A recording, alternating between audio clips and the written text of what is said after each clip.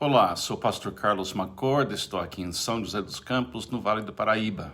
Eu espero que você esteja bem e já focado em Cristo Jesus. Sejam bem-vindos a mais um passeio na vinha do nosso Pai. Nesta vinha, podemos claramente ver onde a gente fica no plano de Deus. Estamos ouvindo de Jesus, diretamente de Jesus, as palavras do Sermão do Monte.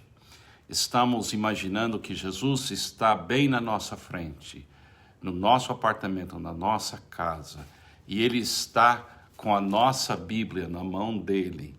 Mas em vez dele ler o sermão para nós, Ele vai falar essas palavras para a gente. E durante esses 19 encontros, às 8 horas da manhã, que é o horário do Brasil, temos andado em capítulo 5 do Sermão do Monte. Eu considero, e eu tenho muita companhia que também concorda comigo, essas palavras de Mateus capítulo 5 são as palavras que descrevem o caminho estreito que nos leva até o alvo, que é: seja perfeito como seu Pai Celestial é perfeito. É o caminho de Jesus. Ele, sentado perante aquele grupo, 2000 anos atrás, ele abriu a sua boca. Em palavras tão diretas, tão claras, ele descreve uma maneira de navegar as circunstâncias deste mundo e ter a certeza absoluta que existe uma maneira de andar neste mundo onde você vence o mundo. E além de vencer o mundo, você consegue ser o que o seu Criador tinha em mente quando ele criou a humanidade no início. Ele mostra para nós uma possibilidade, um otimismo. Eu não sei como está seu coração nesses dias, mas se você pensar na humanidade e na situação mundial, você tem muito otimismo olhando as circunstâncias que nos cercam? Eu acho que somente ouvindo a voz de Jesus vem um ânimo e a força e a possibilidade de viver uma vida de significado e experimentar aquela alegria do amor perfeito, expulsar o nosso medo e nos capacitar a viver uma vida digna dessa honra de sermos criados na imagem de Deus. A gente, durante esses 19 encontros, incluindo hoje, a gente tem ouvido Jesus falar de 28 assuntos nesse capítulo 5. Ele falou assim, falou de pobreza de espírito, lágrimas, mansidão, fome e sede de justiça, misericórdia, pureza de coração, paz, perseguição, alegria, ser sal, ser luz, ser justiça que cumpre e não destrói, ausência de ira, palavras limpas, não permitindo que alguém mantenha algo contra alguém, rapidez na resolução de conflitos, ausência de cobiça nos pensamentos, agressividade contra qualquer coisa em mim que é contra o amor, relacionamentos de paz em casa, verdade em palavras e atitudes, virando a face, entregando a capa, andando uma segunda milha, dando para aqueles que pedem, dando para aqueles que querem emprestar, amando os seus inimigos, orando por aqueles que nos perseguem, fazendo o bem para os maus e os bons, os justos e os injustos. E aqui a gente vê claramente o alvo, e esse alvo ele descreve, aqui, deixa eu ler corretamente o versículo aqui. Depois de andar nessas 28 características desse caminho, começando na pobreza de espírito e terminando dizendo: ame os vossos inimigos. Porque seu Pai manda chuva sobre os bons e os maus, e manda raiar o sol sobre os justos e injustos. E de repente, no fim desse capítulo, não é o fim do sermão, mas é o fim dele descrever esse caminho estreito, esse caminho do discípulo, esse caminho da libertação, esse é o caminho daquele cujo medo foi expulsado, que se transformou em sal e luz.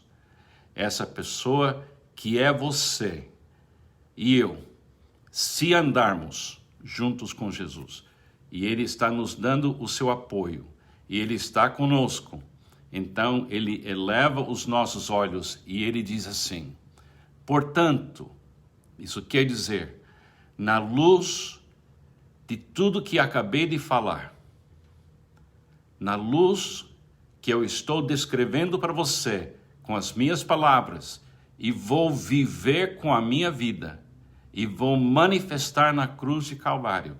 Portanto, aí ele olha para eles, ele olha para você, ele olha para mim, ele disse: portanto, sejam perfeitos, como perfeito é o Pai Celestial de vocês.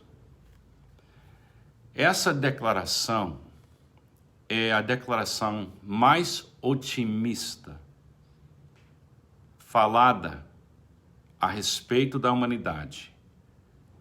Nunca apareceu nos escritos ou nos livros religiosos do mundo uma possibilidade assim.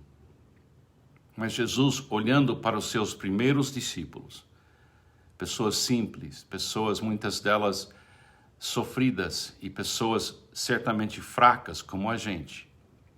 E ele disse: essa possibilidade existe. E são poucas as pessoas que vão andar nesse caminho. Aí você pode estar perguntando: mas Carlos, isso é uma obra humana? A gente decide e a gente faz isso acontecer? Não. Começa no sagrado zero. Eu não sou, mas Ele é. Eu não sei, mas Ele sabe. Eu não posso, mas Ele pode. Eu não tenho, mas Ele tem. Ele começa zerado perante Deus, sabendo que esse desejo em mim de amar só pode acontecer se eu receber dia após dia a poder da presença, da bênção de Deus. Por isso fala bem-aventurado, para andar nessa aventura, para chegar nesse alvo.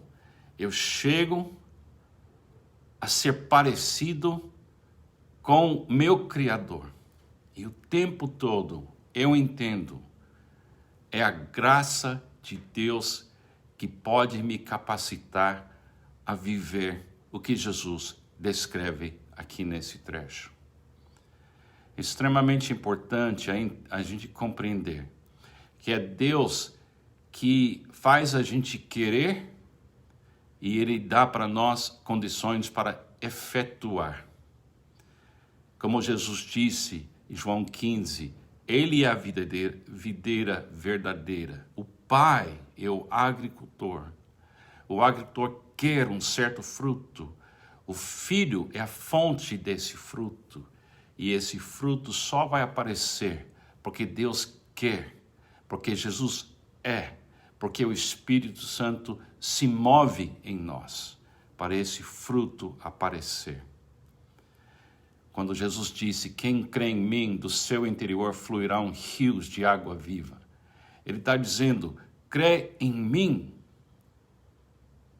e você será capaz de ser canal pelo qual esse rio passa. E você vai saber o tempo todo, como Jesus disse, sem mim, nada podeis fazer. Quando chegamos no fim dessas palavras de Jesus em Mateus 5, ele fala, ame os vossos inimigos. Ele fala isso porque se você odiar uma outra pessoa, você vai querer destruir aquela pessoa, ao maltratar aquela pessoa, ou ignorar aquela pessoa. Mas no processo, imagine o número de outras pessoas que estão relacionadas com aquela pessoa que você odeia, que você vai acabar também machucando e ferindo. Jesus não feriu ninguém.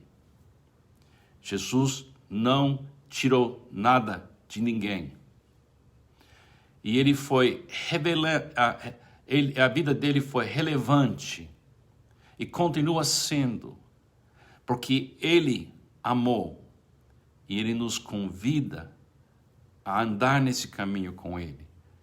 E depois, em capítulo 7, ele disse, somente assim você pode construir uma vida inabalável, porque ela é construída em cima daquilo que é inabalável, que é o Filho de Deus, a rocha que ninguém consegue destruir. Amados irmãos, eu recomendo que você leia capítulo 5 hoje. Amanhã vamos terminar os nossos pensamentos sobre capítulo 5. Na semana que vem, na segunda-feira, vamos iniciar o estudo de capítulo 6 e vai até os primeiros 2 ou 3 versículos de capítulo 7. E a gente vai ver por que a gente consegue desviar desse caminho. O que é que faz a gente sair desse caminho? E a gente vai ouvir o realismo de Jesus. Mas hoje eu quero que você ouça o otimismo de Jesus. Seja perfeito como seu Pai Celestial é perfeito. Não estou falando de uma obra humana, de você olhar e dizer, agora eu sou perfeito. Não. Você pode cooperar com a perfeição. Você pode externar a perfeição. Mas você vai saber durante toda a eternidade se tudo que aconteceu, que deu certo na sua vida ou na minha vida, é porque Jesus deu certo. Porque Jesus é certo. Porque Jesus foi enviado pelo Pai. E eu quero que você enche de alegria hoje, que existe esse caminho estreito. E eu quero que você veja nos olhos de Jesus o convite dele de você andar nesse caminho. É uma coisa linda. Medite nessas palavras. Ouça Jesus hoje. Que Deus te abençoe.